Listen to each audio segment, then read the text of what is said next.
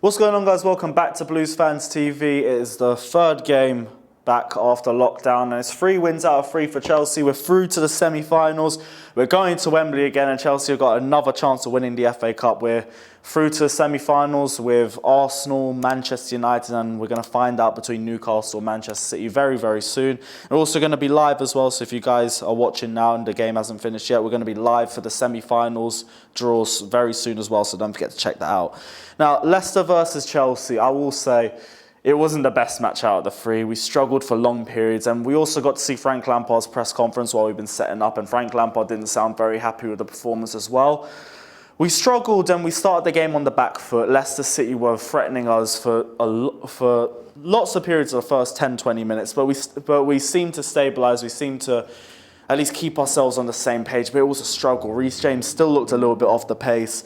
Billy Gilmour played in a different position to the usual position. We played him as a number 6 in previous games. This time we played him as a number 8.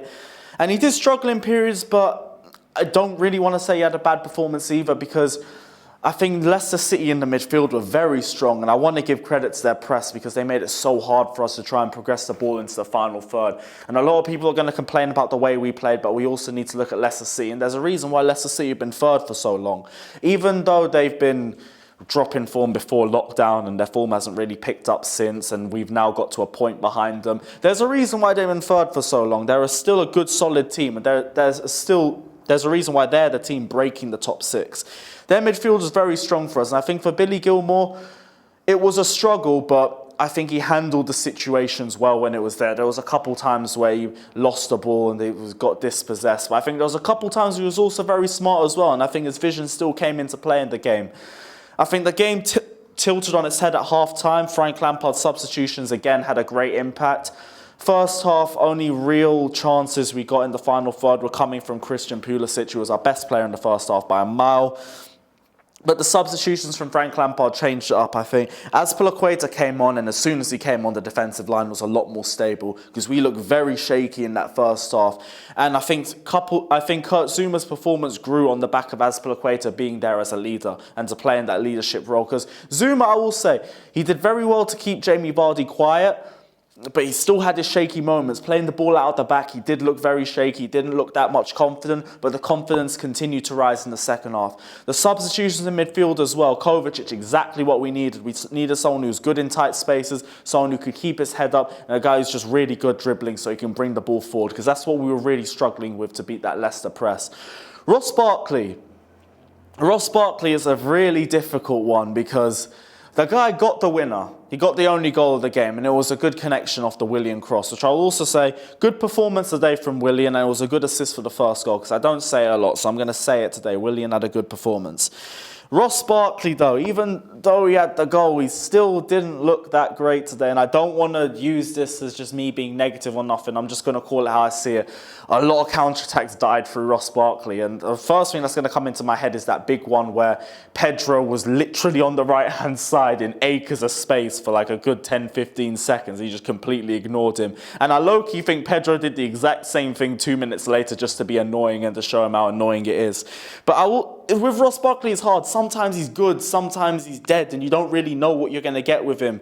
Sometimes he'll come up with this random moment of brilliance like this game or the goal against Liverpool.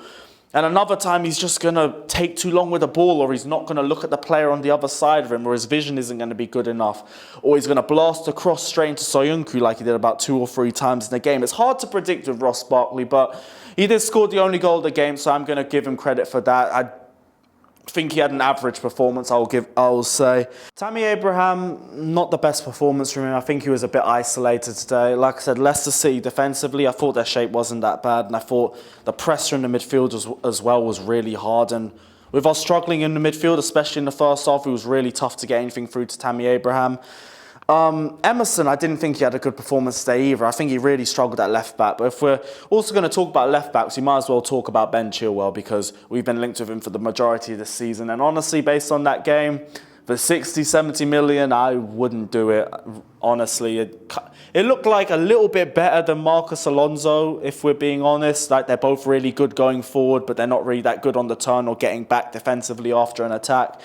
And I'm thinking, for 60 million, 70 million, if you're buying a defender at that rate, I want to see the next Ashley Cole or someone on that sort of level.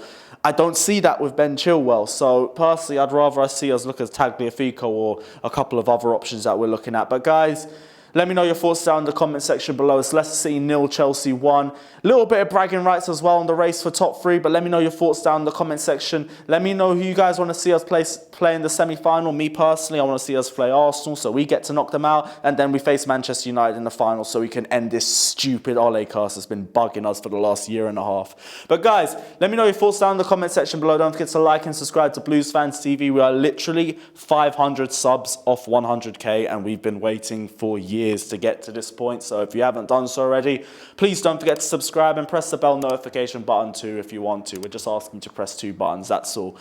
Don't forget to like and subscribe. Check out my personal channel, Carefree Lewis G, as well, and we will see you in 3 days for West Ham away. Up the Chelsea.